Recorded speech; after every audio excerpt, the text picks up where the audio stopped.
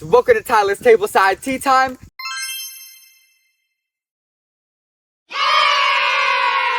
Today I am joined by the one and only singing sensation, top 4 TV Eliminator Season 3, Aaron.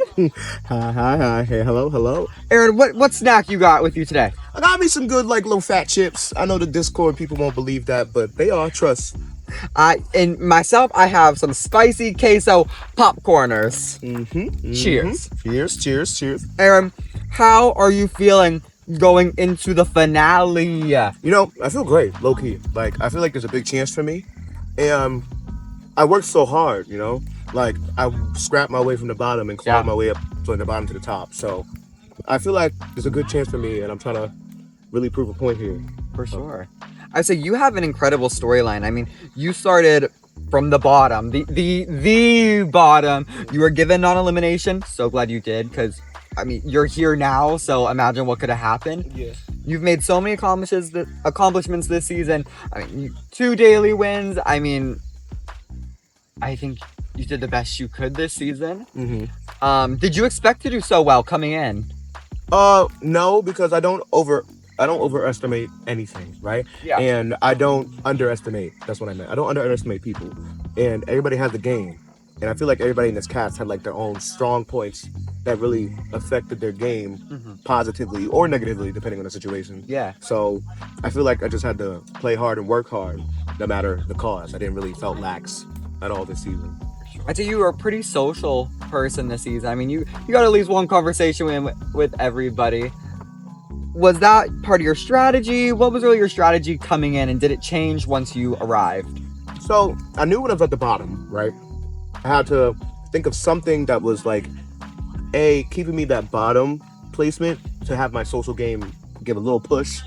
So I lied about the points, about the first week.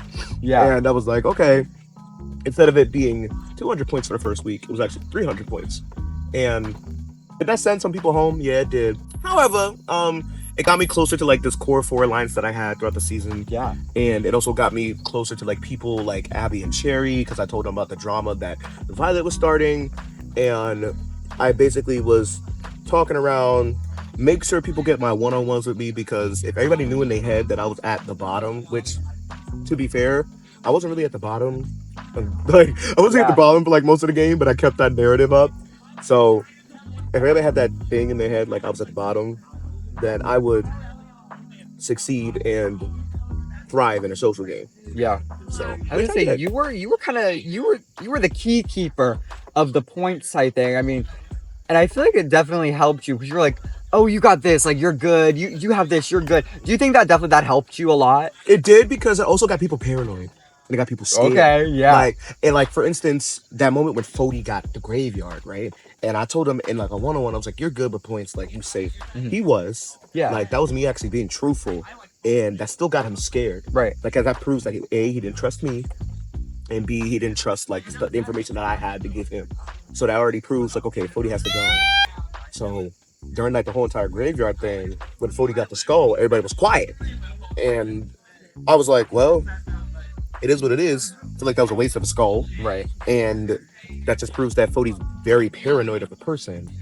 And all love to Foti, but he didn't really need that skull. Right. So I feel like having the key holder of the points, because a lot of people came to me and was like, yo, what's the point looking like for me? What's the point looking like for me? Blah, blah, blah. It allowed me for my social game to be the crack the code, crack the game, social base. I think you definitely achieved that for sure. Yeah. You also mentioned a little alliance named the Core 4. Who did that consist of, and do you think it helped your game to get here? So it started out as the Pentagon. It was me, Ava. Sorry, I'm chewing. You're it was okay. Me, Ava, Chey, Jalen, and Eliov. All right. Okay. Now, they called it the Core 4 plus me, and I didn't feel like that was chill with me. Yeah. So, and I love it to death. I had to gaslight Ava with the 300 points thing to make her feel like she's safe. So that way I can go in the Core 4 and be more secure with them. Right. Because I didn't feel like I felt like if I was keep going with these 5 people, I would just been an outcast and later in the game. No one wants to be the +1 type. Exactly. So I felt like I really needed to step in into that core 4 alliance, which then after Ava went home, it transferred to Michael being the +1, and I was in like the main core 4. Yeah. So, and I don't think Chey was like treating me as such, but I feel like everybody else did in that core 4 alliance. Do you think it helped you? It did, because it allowed me to have top dogs in the game, because I feel like I would assume that we were, like, we all had our fair. I feel like everybody had like 2 daily wins on our belt within that core 4 alliance. Right. We also reached out to different sides of people. Like Eliov had like that side of the house. I had this side of the house. Chey had like basically everybody, because she was like the social princess. Right. And Jalen, who was a target number 1 for like after reality week, and that dynamic really helped us out, because I feel like we strategized and predicted a lot of weeks there. I was gonna say, yeah, it's definitely, I'd say it's one of the first alliances in TV Eliminator to actually work. You never see an alliance more than just like 2 people. Yeah. And I think you guys, starting with the 5, ended up with the 4. Ava had to go. Mm-hmm. I'd say you guys were very successful in that. Although, I did hear that you were one of the first people in the alliance that wanted to start gunning for the other. What was that all about? Okay, so as you saw recently, I made the move to send Eliov home. Yes. And after a while, when I saw Eliov perform and Jalen perform, and basically all of them, I was like, wait a minute, like, do I really want to run a final with these people? Right. Because like, it's not a jury, so like, I don't really have to socially appease anybody that gets out. Like, I have to really think about the final and myself. And seeing these people perform well, I'm like, I don't really want them. Want that? Yeah, I don't want my final to be harder than it needs to be. So when it came down to it, did I want like some of them gone to reality week? Yeah, I did. Like, for instance, respectfully, me and Eliov should have went home in reality week.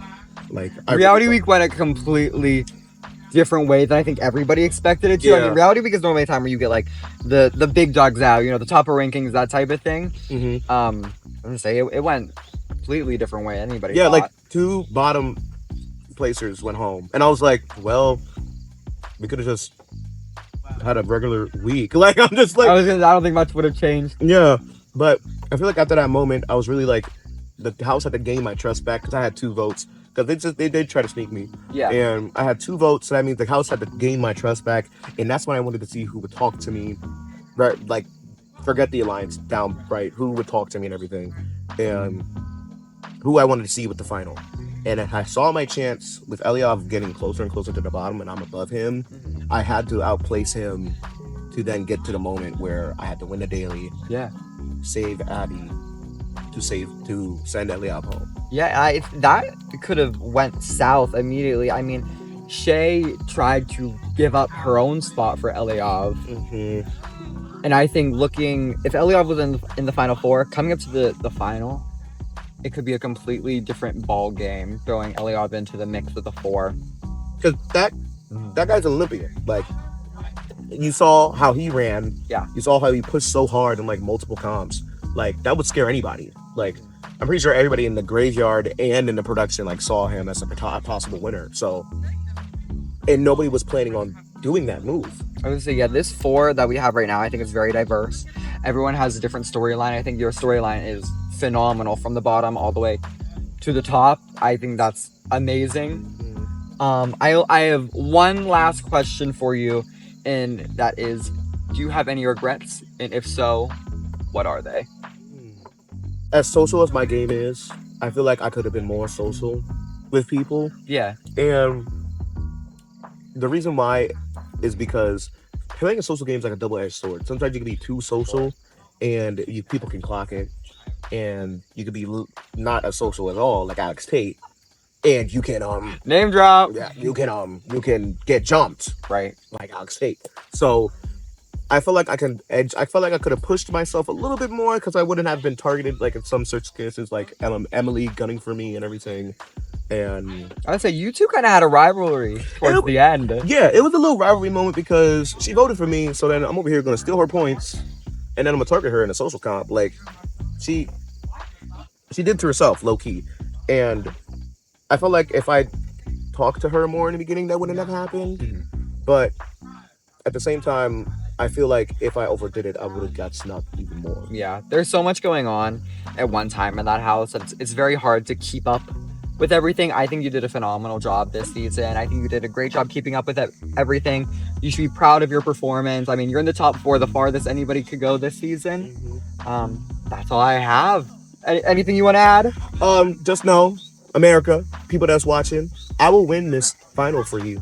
Oh, just so you believe.